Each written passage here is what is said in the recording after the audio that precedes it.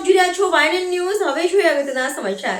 જૈન દેરાસરોમાં ચોરી કરતી ગેંગ ઝડપાઈ. અમદાવાદના જૈન દેરાસરમાં પણ ચોરીનો પર્દાફાશ. કરજણના કંડારીના રાજ ઇન્ડસ્ટ્રીયલ એસ્ટેટ પાસેના દેરાસરમાં ચોરી થઈ હતી.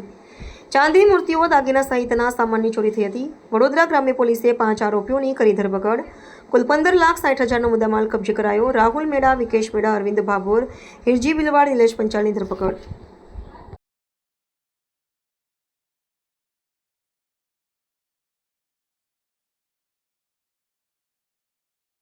રોજ વડોદરા ગ્રામ્યના કરજણ પોલીસ સ્ટેશનની અંદર એક જૈન મંદિર દેરાસરની અંદર એક ચોરીનો બનાવ બન્યો હતો, જેની અંદર જૈન ભગવાનની મૂર્તિઓ અને ચાંદીના સિંહાસન અને દાનપેટીમાંથી રોકડ રકમ મંદિરમાંથી ચોરી કરવામાં આવી હતી. વડોદરા ગ્રામ્ય એલસીબી અને કરજણ પોલીસની સંયુક્ત કામગીરી સાથે આ ડિટેક્શનની અંદર એસઓજીની ટીમ પણ સામેલ હતી અને એમના દ્વારા આ મંદિર ચોરીનો ભેદ ખીલીને ટોટલ 5 આરોપીઓની ધરપકડ કરવામાં આવી છે, જેની અંદર રાહુલ લાલચંદ મેડા, રહેવાસી નાંદરલેવ, દાહોદ જિલ્લા, વિકેશ વંજી મેડા, અરવિંદ ખુમાનસિંહ ભાભોર, હિરજી રમાભાઈ બિલવાડ અને નિલેશ શાંતિલાલ પંચાલ, આ 5 લોકોની ધરપકડ કરી છે. જેની અંદર જો 5મો આરોપી છે તે નિલેશ શાંતિલાલ પંચાલ આ ચોરી થયેલ મુદ્દામાલના રિસીવર તરીકે એની અટક કરવામાં આવી છે. ટોટલ ગયેલ મુદ્દામાલ પૈકી પોલીસ દ્વારા ટોટલ 3 મૂર્તિઓમાંથી એક પંચધાતુની ભગવાનની મૂર્તિ પૂરેપૂરી રીતે રિકવર કરવામાં આવી છે. આ સિવાય ભગવાનની જો મેઇન ચાંદીની મૂર્તિ હતી તે તમામ મૂર્તિનો મુદ્દામાલ પોલીસ દ્વારા પ્યોર ચાંદીનો 10.8 કિલોગ્રામનું ચાંદી રિકવર કરવામાં આવી છે. અને એ સિવાય 5 જેટલા ચાંદીના સિંહાસનો હતા. એ 5 જેટલા ચાંદીના સિંહાસનો અંદાજિત 8 કિલોગ્રામ ચાંદી આ રિકવર કરવામાં આવ્યું છે. એક ચાંદીનું હાથી છે, તે હાથી પણ પોલીસ દ્વારા રિકવર કરવામાં આવ્યું છે. અને રોકડ રકમ પૈકી 1.3 લાખ રૂપીસના નગદ પૈસા પોલીસ દ્વારા રિકવર કરવામાં આવ્યા છે. આ ગેંગ મોટાભાગે સ્ટેટની અંદર જૈન મંદિરોને ટાર્ગેટ કરતી હતી અને આ ગુના સિવાય 8મા મહિનાની અંદર અમદાવાદ સિટીની અંદર પણ બીજી એક જૈન દેરાસરની અંદર એમના દ્વારા ચોરી કરવામાં આવી હતી. તે ચોરીનું પણ ડિટેક્શન પોલીસ દ્વારા કરવામાં આવ્યું છે. મોટાભાગે ગયેલ મુદ્દામાલની અંદર અરાઉન્ડ 90% જેટલી રિકવરી પોલીસ દ્વારા કરવામાં આવી છે.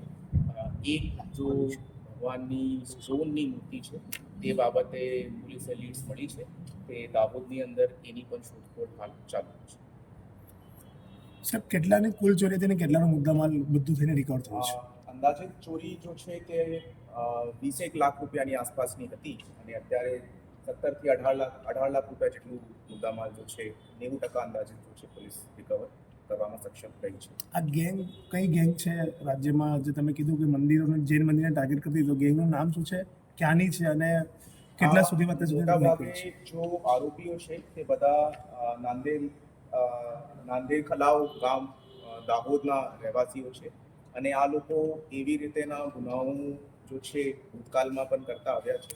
બધા લોકો મોટાભાગે એકબીજાની નજીક જ ગામની અંદર રહે છે અને જે તે વિસ્તારની અંદર મજૂરી કરવા નોકરી માટે જાય તો જે વિસ્તારની અંદર આ લોકો કોઈ મંદિરને જોઈ લે તો પછી એના ઉપર રેકી કરાવીને આ ગુનો આચરવામાં આવે છે. આ ગુનાની અંદર પણ જો મુખ્ય આરોપી છે તે 20 દિવસ અગાઉ કરજણની અંદર હાજર થાય છે. એક સાઇટ ઉપર મજૂર તરીકે નોકરી કરવાનું ચાલુ કરે છે અને 20 દિવસથી આ મંદિરની રેકી કરતા પછી પોતાના સહ આરોપીઓને દાહોદથી બાય ટ્રેન આ ગુના આચરવા આપ્યો. એટલા દિવસ દુઃખમાં ગયા છે આખા સમાજના. સાહેબ, પેલી કહેવત છે ને કે ભગવાન વગર ભક્ત અધૂરો છે. સમાજ ખૂબ જ વ્યથિત હતો. એ મૂર્તિ જે હતી એ પ્રતિષ્ઠિત મૂર્તિ હતી. આજે આપણે ઘરમાં એક બાળકને પણ રાખીએ છીએ તો એક 2 મહિના 4 મહિનામાં એની સાથે એક અનોખો એક સંબંધ બંધાઈ જાય છે. તો આ તો 3 લોકના નાથ ભગવાન હતા અમારા, તો એની સાથેની લાગણી કદાચ તમે સમજી શકશો. આરોપી પકડાઈ ગયા છે. આરોપી પકડાઈ ગયા છે. જૈન સમાજને આજે ખબર પડી. ખૂબ જ ખુશીનો માહોલ છે. ભગવાનના ઘરે દેર છે પણ અંધેર નથી, એ સાબિત થઈ ગયું છે. અને સમગ્ર દિગંબર જૈન સમાજ વતી હું પોલીસ ટીમનો આભાર પ્રકટ કરું છું. જૈન સમાજ સદૈવ એમની ઋણી રહેશે. તેમજ સમગ્ર મીડિયાનો પણ અમે આભાર વ્યક્ત કરીએ છીએ, કેમ કે મીડિયાએ પણ ખૂબ જ મહેનત કરી છે. મીડિયાએ પણ આ સમાચાર દૂર દૂર સુધી બધી જગ્યાએ ફેલાવ્યા છે. એની પણ ઇફેક્ટ જોવા મળી રહી છે. હજી એક મૂર્તિ દાદાની મળી નથી રહી અને એ અમારી માટે ખરેખર ખૂબ જ દુઃખદ સમાચાર છે કે અમારા જે મૂળ નાયક હતા આદિનાથ ભગવાનની મૂર્તિ એ લોકોએ પીગળાવી દીધી છે. ખરેખર એ અમારી માટે દુઃખદ સમાચાર છે. એક મૂર્તિ તળાવમાં નાખી દીધી છે એવું પણ પોલીસ કહે છે. એ કઈ મૂર્તિ? હા, તો એ એકચ્યુઅલી અમારી 3 મૂર્તિઓ ચોરી થઈ હતી. એક ચાંદીની હતી, એક મૂંગાની હતી અને એક પંચધાતુની હતી. જેમાંથી ચાંદીની મૂર્તિ એ લોકોએ પીગળાવી દીધી છે અને પંચધાતુની મૂર્તિ રિકવર કરી છે. કદાચ જે તળાવમાં નાખી દીધી છે એ મૂંગાની મૂર્તિ જ હશે. મમતા Shah. Subscribe now and press the bell icon. Never miss an update.